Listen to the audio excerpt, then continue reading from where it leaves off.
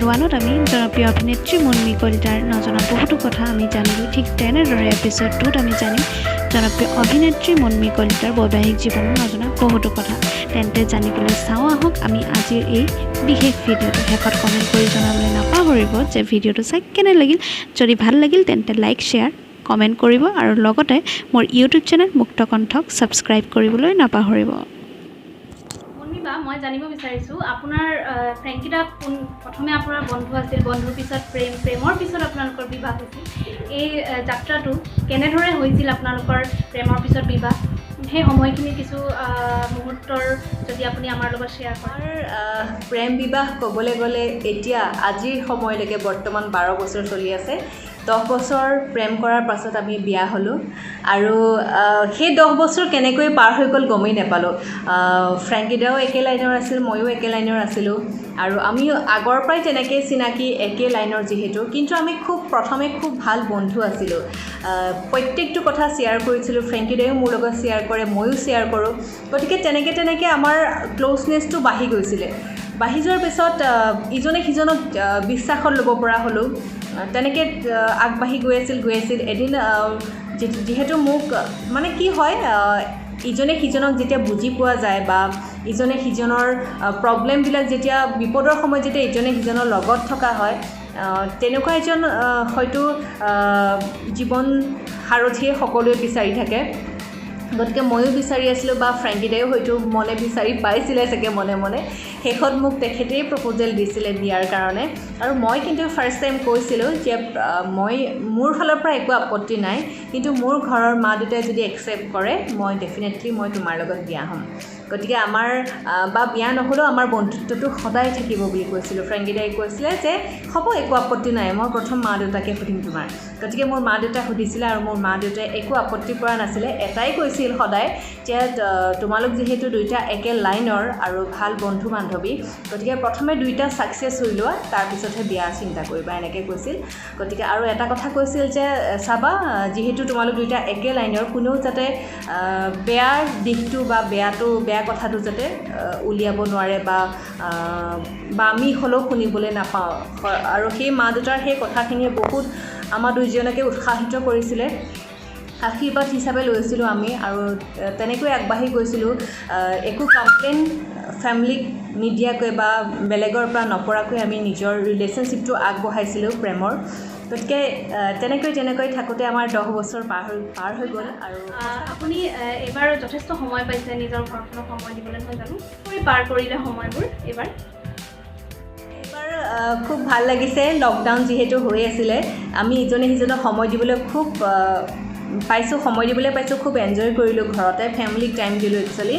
গতিকে এইবাৰ খুব সময় দিছোঁ ফেমিলিক। আৰু গুৱাহাটীত থাকিলেতো দুইজন ব্যস্ত হৈ থাকিবলগীয়াই হয়, ঘৰুৱা কাম কাজবিলাকৰ পৰা আঁতৰি থাকিবলগীয়া হয়, লগতে নিজৰ ফেমিলিকো টাইম দিবলৈ সময় নাপাওঁ। গতিকে এই বছৰটো মই খুব এনজয় কৰিছোঁ নিজৰ ফেমিলিৰ লগত। মুনমিবা, মই জানিব বিচাৰিছোঁ ফ্ৰেংকিদাৰ ছাপোৰ্ট কেনেকুৱা আপোনাৰ জীৱনত আৰু আপোনাক কেনেধৰণে ছাপোৰ্ট কৰে তেওঁ? আৰু লগতে আপোনাৰ শাহুমাও আছে, মই জানিব পাৰিছোঁ আপোনাৰ শাহুমাৰ ছাপোৰ্ট কেনেকুৱা কৰে? ফ্ৰেংকিদাও একচুৱেলি বহুত মোক ছাপোৰ্ট কৰে একচুৱেলি কামৰ ক্ষেত্ৰত। তেখেতৰ মা অৰ্থাৎ মোৰ শাহুমায়েও মোক বহুত ছাপোৰ্ট কৰে। কৈ থাকে যেতিয়া চিৰিয়েলবিলাক, আমি গুৱাহাটীত থাকোঁ, তেওঁ যেতিয়া মাজুলীত থাকে, চিৰিয়েলবোৰ চাই থাকে, মোক ফোন কৰি থাকে আৰু মোৰ শাহুমায়ে মোক মৰমতে দেহা বুলি মাতে। গতিকে মোক কয়, দেহা তোমাক চাই আছোঁ, ভাল লাগিছে, ধুনীয়া অভিনয় কৰিছা, এনেকৈ কয়। সেই কথাষাৰে মোক খুব উৎসাহিত কৰে একচুৱেলি অভিনয় কৰাৰ ক্ষেত্ৰত। গতিকে মোক কেতিয়াও শাহুমায়ে বাধা দিয়া নাছিল অভিনয় কৰিবলৈ। আৰু এনেও প্ৰথম পৰাই গম পায় যে মই এগৰাকী অভিনেত্ৰী। যেতিয়া ফ্ৰেংকিদাই যেতিয়া মোৰ ভাল বন্ধু আছিল, তেতিয়া গম পায় যে দুইটা ভাল বন্ধু আৰু মই এগৰাকী অভিনেত্ৰী। গতিকে মোক কেতিয়াও বাধা দিয়া নাছিল আৰু সদায় মোক উৎসাহিত কৰিছিল, তোমাৰ অভিনয় ভাল হৈছে, কৰি যোৱা।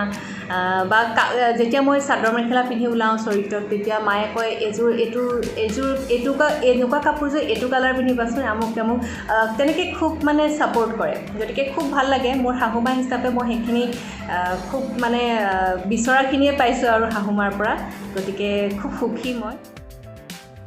হয়, ইমান ধুনীয়া ছাপোৰ্ট পালে ঘৰখনৰ পৰা, নিশ্চয় আগবাঢ়ি যাবলৈ বহুত সুবিধা হয় সেয়েহে আপুনি আগবাঢ়ি যোৱাত কোনো ধৰণৰ বাধা পোৱা নাই আৰু আগলৈ যাতে ধুনীয়াকৈ আগবাঢ়ি যায় মই সেয়া প্ৰাৰ্থনা কৰিছোঁ আপুনি খুব ব্যস্ত থাকে মুন্মিবা নহয় জানো আৰু সেই ব্যস্ততাৰ মাজতে আপুনি খুব ধুনীয়াকৈ সংসাৰখন চলাই লৈ গৈ আছে আৰু বৰ্তমান আপোনালোকৰ সংসাৰখন কেনে চলি আছে আৰু নাজানো ভৱিষ্যতলৈ কি হয় ভগৱানে সকলোকে ভালে ৰাখিলে হয় তাকে বিচাৰোঁ বৰ্তমান ক্ষেত্ৰত মোৰ সংসাৰখন খুব সুন্দৰভাৱে চলি আছে আৰু মই যিহেতু মোৰ মাৰ ঘৰত একচুৱেলি মোৰ ভণ্টি মা দেউতা মই যিহেতু এগৰাকী ডাঙৰ ছোৱালী ঘৰখনৰ গতিকে মোৰ দায়িত্ব বহুত গতিকে মই তিনিওখন ঘৰ অকলে চম্ভালিব লাগে অৰ্থাৎ প্ৰত্যেকটো ফেমিলিৰ লগত মানে সংসাৰখন ধুনীয়াকৈ মিলিজুলি ৰাখিবলৈ চেষ্টা কৰোঁ আৰু গতিকে সকলোকে তেনেকৈ যিখিনি সময় পাৰোঁ যাক যেনেকৈ পাওঁ সময় দিবলৈ চেষ্টা কৰোঁ তেনেকৈ ধুনীয়াকৈ চলি আছে সংসাৰখন ভাল লাগিলে উত্তৰটো পাই মই এতিয়া আপোনাৰ ব্যক্তিগত জীৱনৰো কিছুমান কথা পাতিম আমি জানো আপোনাৰ প্ৰেম বিবাহ হৈছিল আমাৰ অসমৰ জনপ্ৰিয় অভিনেতা ফ্ৰেংকি বৰুৱাৰ লগত আৰু ফ্ৰেংকি দাৰ লগত আপোনাৰ বুজাবুজি কেনেকুৱা বাৰু প্ৰেমৰ পিছত আপোনালোকৰ বিবাহ হৈছিল আৰু আপোনালোকৰ মাজত দুইজনৰ মাজত কেনেকুৱা বুজাবুজি ফ্ৰেংকি দাৰ লগত আপোনাৰ আণ্ডাৰষ্টেণ্ডিংটো কেনেকুৱা বুজাবুজিটো একচুৱেলি সংসাৰত লাগে প্ৰথম কথা ভালপোৱাৰ ক্ষেত্ৰতে হওক বা যিকোনো ক্ষেত্ৰতে হওক বিশেষকৈ বিয়াৰ পাছততো আৰু লাগে ভালপোৱাৰ ক্ষেত্ৰত বাৰু কিছুমানৰ বাৰু মন নিমিলিলে ব্ৰেকআপ হয় সেইটো বেলেগ কথা কিন্তু বিয়াৰ পাছত যিসকলে সঁচাকৈয়ে সঠিক প্ৰেম কৰি বিয়া পাতিব বিচাৰে তেওঁলোকক মই কৈছোঁ যে বুজাবুজিটো খুব ইম্পৰ্টেণ্ট আৰু ইজনে সিজনক ছাপোৰ্ট কৰাটো খুব ইম্পৰ্টেণ্ট আৰু সদায় এটা ৰিলেশ্যনশ্বিপ মই ভাবোঁ বন্ধুত্ব হিচাপে ল'ব লাগে প্ৰথমতে বন্ধুত্ব মানে কি হয় প্ৰত্যেকটো কথাটো শ্বেয়াৰ কৰা হয়েই আৰু বুজা যায় যে তেওঁ কি ভাল পায় বা মই কি ভাল পাওঁ গতিকে সেই বুজাবুজিখিনি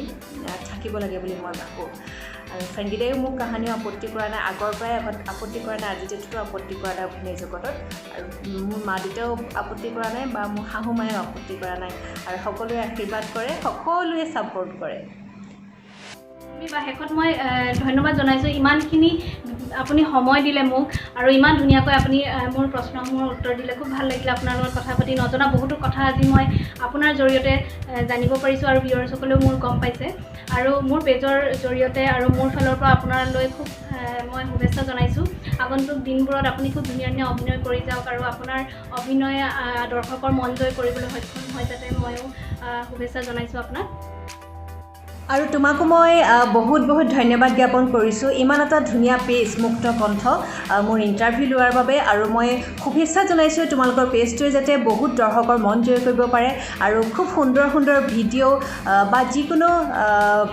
টপিকৰ ওপৰত তোমালোকে ধুনীয়াকৈ ভিডিঅ' সংগ্ৰহ কৰি যাতে পেজটোত আপলোড কৰা আৰু দৰ্শকে যাতে তোমালোকৰ পেজটো আদৰি লয় তাকে কামনা কৰিছোঁ মুক্ত কণ্ঠৰ লগত জড়িত হৈ থকা সমূহ সদস্যলৈ মোৰ ফালৰ পৰা বহুত বহুত শুভেচ্ছা জ্ঞাপন কৰিছোঁ আৰু অনাগত দিনলৈ তোমালোকে এনেদৰে খুব ভাল ভাল কাম কৰি যোৱা ৰাইজৰ কাৰণে তাকে কামনা কৰিছোঁ ধন্যবাদ